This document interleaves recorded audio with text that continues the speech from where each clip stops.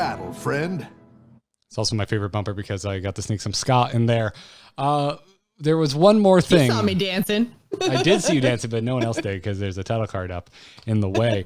There was one more thing in the 420 patch, and it wasn't obvious jokes. It was a Millhouse nerf. Which I think was very much needed because Millhouse was insane. It was going to happen. I actually rather liked the length of time that Millhouse stayed at the power level that Millhouse was at. He had his day in the sun. Yes. I think it's funny. It feels like so much time has already passed, but we've only had Battlegrounds since November. But I feel like with like how quickly Bran disappeared, for example, like I could have seen that happening to Millhouse as well. But I think because of like adding more heroes and adding more hero choices, you weren't seeing Millhouse in every game. It didn't seem as bad to me as kind of previous overtuned heroes. But if you don't know already, they have changed Millhouse's like functionality and his hero power to go from minions costing 2 gold, refresh cost 2 gold, start with 3 gold, to where minions still cost 2 gold, refreshes still cost 2 gold, but tavern tiers cost 1 more. Also, you still start with 3 gold. Yes. But the big thing here is that tavern tier cost is the big change. And I think it's interesting. I haven't had a chance to play Millhouse since this change came in, but it's so intriguing. I love this change. It's so cool. It's like, again, messing with the economy of the mode in a really interesting way, so that, you might have saved so much mana, like, I don't know, 10 mana, I know, throwing out numbers here, over the course of the game, buying cheaper minions. But now with every tavern upgrade, it's going to cost you 1 more. So then you're kind of like spending that mana back again into your tavern tiers instead of being able to buy infinity minions. Like, I think this is such an interesting change. I do too. I think it's really smart. And back when Millhouse got buffed, and I've never been more wrong in my history of being on the Angry Chicken, where I was like, I don't think this is enough. Because I was so focused on the cost of the refresh being the point of weakness for Millhouse. It had never crossed my mind that Millhouse being basically perpetually behind in tavern tier because of starting with 2 gold back then, how important that was, or also not having the potential upside, being able to game the system by starting with 3 gold if you found a token generating minion on your first turn. Those are 2 things. But to me, I think the bigger thing that really kind of set Millhouse over the top is like, suddenly he's really efficient at buying minions, and he's just on the same par, keeping up with tavern tier levels. And so what they've done here is they've essentially split the difference from old total piece of junk Millhouse that couldn't pick up a top 4 placement to save his life, versus, what we just got away from, which was Millhouse as the number 1 top tier hero, basically since day 1 of his buff. Unchallenged since. And it seems to have worked. Now, again, it's only 1 day's worth of stats, but I'm looking over at HS3 Play right now. There's already been 76,000 games logged since the patch, because I am filtering by the current patch. And as of right now, Millhouse is nestled in 18th place. And there are 34 heroes now, so 17 would be dead middle. So Millhouse is almost dead center. Like, barely. And his average placement isn't really all that bad either. His average placement now is on par with AFK and Rat King, and ones that people tend to speak of quite highly since they were first introduced, and you see them a lot. They get picked a lot. And so even at 4.58, that's still, 4.57, that's still a decent average placement. Like, that's right in middle of the road. Like, with the right plays, you can get a win. And if you're not playing him right, or you get super bad luck because you can't refresh as much on him. So if you get just terrible luck, then you're going to have a lower finish. And I think that that's how Millhouse as a hero should work. It was, again, it used to feel like he didn't really have a downside, and now he has a bit of a downside, and it's average. It's kind of averaging things out. It's bumping him down to where he should be. So yeah, I think this is really good. Yeah, I felt I felt smart, which I love feeling smart. When I saw the change, I'm like, this is almost like dead middle from where he was to where he went after the buff. I wonder if he's going to land middle of the pack, and at least after a day, that's exactly where he is. He has settled. We'll see what happens with a lot more games logged, but to me, that's cool. Like, and it seems like a really good change, a really smart change. So like, I'm hoping on in my head next week, and Millhouse doesn't like fall to the absolute bottom. And this is the first time since pre-Tyrion that we haven't had like one hero at the top. Like Tyrion was the undisputed best hero, like tier S or whatever. And then we had Deathwing up there. Then we had Millhouse up there. There's always been a hero that is the absolute best above tier 1, amazing win rate. And now we've got 4 that are currently, so Deathwing, like I mentioned, Dormu, Rafam, and Daryl are kind of all sharing that space in tier 1 as sharing that top. And I think that this is a really good, really balanced meta right now. Again, it's been one day, but as far as we can tell, these changes seem to be very positive, because it's been a long time since we haven't had something that's been just kind of dominating. Yeah, and this is why I really like stats-based websites. You know, I like that HS replay. You can sort by average placement, but there's other things to look at, like placement distribution. So Daryl is currently on the top, but the other thing that's really nice is like seeing the difference between the average placement, because they're all starting to fall pretty close in line with one another. So you've got Dance and Daryl sitting at a 3.8 average placement, Rafam at a 3.9, there's Dormo at a 3.9, and a Deathwing at a 4.0. And then we get down into the 4.1s, 4.2s, 4.3s, 4. We have this what's the actual worst hero now? So we've got the best is Daryl at 3.89. Who's the worst right now? Galakrond. Oh, poor Galakrond. Hey, I was right. I predicted a thing. I said Flurgle's going to go up a little bit, and he did. He used to be Flurgle, and now Flurgle has ended above Jiraxis, but below Illidan. I would have assumed he's better than Illidan. But okay. But all right. So we're now looking at, Flurgle at 4.9 and Jiraxis at 4.99, so basically 5. Putricide at basically 5. So like it feels like the spread is much closer. Like the average placement used to be very, very wide, and now we've kind of smooshed it down a little bit. So you no longer have those. And I think we got very close to that place with the Millhouse patch. The only outlier was Millhouse himself.